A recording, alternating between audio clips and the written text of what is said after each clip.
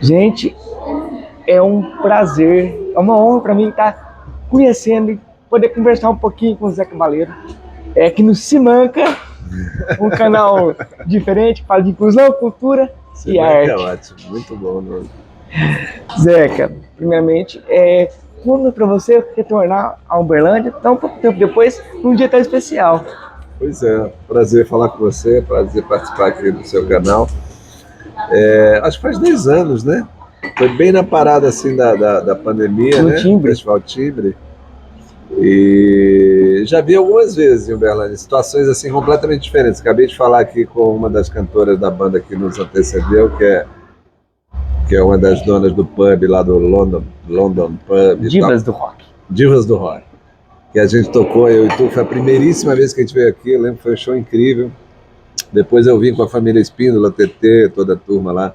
A gente fez um show também aqui no teatro. Já vi uma outra vez dentro do shopping, uma situação também muito, que acharam gratuito o ingresso. E depois no Timbre. E agora aqui nessa festa de aniversário da cidade. É uma cidade interessante, né? Uberlândia tem um público muito diverso, assim. Eu sei que a música sertaneja aqui predomina um pouco, mas tem muito espaço, eu acho, para a música que a gente faz, né? Essa música que chamam de MPB. Meio, sei lá por quê. Porque tem tudo nela, tem rock, tem tradição da música popular, tem um pouco de tudo, né? Mas eu tô feliz, acho que vai ser uma noite aí tanto. Você é um artista que eu falo que se adapta conforme as décadas vão passando. Você é sempre um poeta com palavras certas no momento certo da sociedade. A gente vê a sua trajetória sempre contestando e trazendo um pouco do que a gente tem que fazer nesse momento. Eu quero entender como é que você lida com tantas emoções nesses mais de 30 anos de carreira, e porque agora você fez um álbum recentemente falando muito dessa era digital. Então como é que você lida com essas emoções e como você consegue transportar todas elas em palavras e músicas tão bonitas? Como diria o nosso rei Roberto Carlos, são muitas emoções. São muitas emoções sempre. Cara, eu acho que eu não sei se o artista tem um papel, se tem uma função, mas eu vejo, sempre vi o lugar do artista como um lugar de um cronista, de um crítico da sociedade, de uma pessoa que olha, enxerga o mundo e aponta algumas coisas, assim, né? Não como um sábio, uma pessoa que está do alto de alguma sabedoria, mas como um cronista, uma pessoa que está ali flanando e vendo o mundo acontecendo e vendo as coisas que ele julga erradas, injustas, e contestando essas coisas, né? Acho que o artista deve ser sempre um pouco rebelde, nunca se adaptar completamente. A gente se adapta um pouquinho pela sobrevivência, né? Porque tem que sobreviver, mas tem que sempre manter uma ponta de rebeldia, de insurreição, assim, sabe? De saber dizer não, de saber criticar a sociedade na hora que isso é necessário. Agora a gente está vivendo uma era que é dominada pelas redes sociais, pela tecnologia, a inteligência artificial chegando com força máxima. Quer dizer, isso tudo vai mudar a configuração do mundo. Então a gente tem que estar atento também para que males, alguns bens vão vir, é certo, mas muitos males virão, talvez até mais. Então a gente tem que estar atento a esse tipo de coisa. Num dos discos mais recentes que eu fiz, porque depois eu já fiz outros dois, que é um Amo Só, eu questionei muito isso. É uma música que fala: viva primeiro, poste depois. Achei sensacional. Porque senão a gente vai viver através de uma tela de celular. E não, vamos viver a vida, depois você posta. Pessoas são avatares, outra vinheta lá que tem no disco: pessoas são avatares, sentimentos, emojis. Toda essa transformação que a tecnologia vai operando na nossa vida, que às vezes é positiva, óbvio, vem para simplificar, mas às vezes vem também para complexizar, para tornar mais difíceis, mais complexas as relações, para tornar o mundo mais incomunicável, as relações sociais mais difíceis, né? Isso tudo também, a gente tem que estar atento a isso. Não só como artista, acho como cidadão. E como artista eu tenho essa veia mesmo, eu sou um crítico, assim, eu sou um cronista, eu me vejo como um cronista da sociedade. Você é um belo poeta. Muito obrigado. E quando você fala de transformação social, eu quero transformar a maneira como eu me vejo e a sociedade me vê.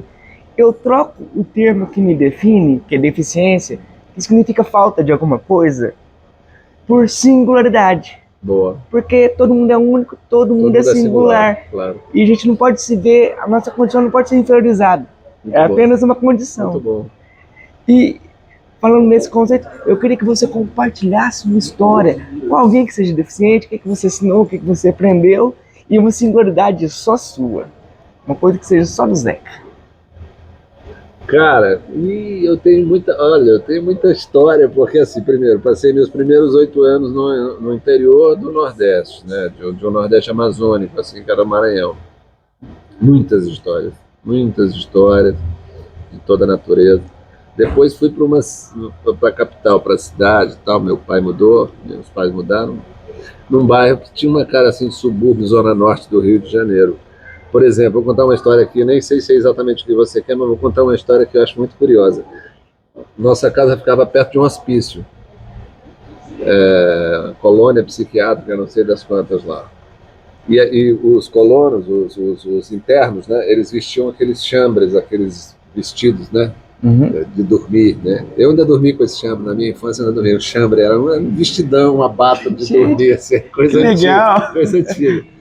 Mas esses malucos, às vezes eles fugiam, malucos, né? Eles fugiam da colônia psiquiátrica e iam para nossa rua, às vezes só para jogar bola com a gente, só para compartilhar. E lá eles agiam como pessoas absolutamente normais. Não tinha nada de louco. Eu lembro de um francisquinho, tinha a cabeça raspada, ele jogava bola, ele era meio atrapalhado assim, mas ele jogava bola com a gente. Ele vinha, jogava pelada e ia embora. 2 dias depois ele voltava de novo, falava umas sabedorias, assim, umas coisas, umas frases meio enigmáticas, assim. Eu lembro dessa experiência. Quer dizer, se a gente tivesse ficado com medo dele porque ele era a priori louco, né? Talvez tivesse algum tipo de doença mental, uma esquizofrenia, bipolaridade, alguma coisa. Talvez ele não tivesse tido esse convívio que foi rico pra gente, assim, de criança, de conviver com aquele cara estranho, mas ótima pessoa e divertido, e que nos falava coisas interessantes, sábias, assim. Então, eu acho que a gente tem que estar sempre aberto, né, para o que a vida oferece, para as singularidades que a vida oferece pra gente. E uma singularidade sua? Eu sou muito louco. Adoro! E para encerrar, eu sempre deixo aberto para as pessoas perguntarem algo para mim, da minha realidade, porque as pessoas têm medo de perguntar coisas para pessoas com deficiência. Para mim, você pode perguntar qualquer coisa, da minha realidade, do meu ambiente, da minha vida. Se você sentir vontade para perguntar o que você quiser. Qual o seu grande sonho, assim? Ser feliz continuamente, o máximo possível. E como isso é possível? Sempre sonhar que tudo é possível. Sempre sonhar que tudo é possível. Mas assim, no ponto de vista prático, a gente precisa de coisas práticas, né? Por exemplo, as pessoas falam muito, romantizam essa coisa do dinheiro, mas o dinheiro é importante, não pelo dinheiro, pela busca do dinheiro, mas para viabilizar coisas importantes. Eu tenho para mim assim, eu tenho que plantar a semente da singularidade. Isso é bonito. O meu objetivo maior, eu sei que mudar uma cultura já impregnada é muito difícil. Então eu quero caminhar lado a lado e deixar essa sementinha plantada e aproveitar o que o mundo tem de bom para mim. Eu costumo dizer que o sorriso abre portas e vence a primeira barreira, que é do medo. As pessoas, quando vêem uma pessoa com uma deficiência, por conta do termo já ser pejorativo, as pessoas têm medo de lá saber como é que é, por causa desse receio. Se a gente sorrir, a gente vai quebrar uma barreira. Quebrar a primeira barreira, que é do medo, né? do medo. E aí a gente pode contar umas histórias e receber as histórias, né? Eu acho que a cultura faz isso diariamente, toda noite. A cultura ajuda bastante nesse sentido. Ela amplia a sua visão. Então, assim, a minha grande missão, eu acho que de vida, é contar histórias e plantar sementinha da singularidade, sempre com um sorriso e contando com grandes personagens, grandes ídolos da nossa cultura, e é uma honra estar aqui com você. Eu fico feliz, cara. Muito obrigado. Você acha que um dia a sociedade pode abraçar melhor os singulares assim? Eu acredito que sim, mas eu acho que a gente tem que parar de ter medo do novo. O grande problema da humanidade é ter medo do novo. Porque tudo que tem novo, a gente não conhece, a gente repele. Naturalmente teme, é. Só que o que acontece com a internet, veio tudo junto. A gente tá tendo medo de muita coisa. E os grupos estão ficando desse tamanhozinho. E a gente não tá aprendendo com os outros grupos. A gente tá se isolando e querendo impor nossa verdade.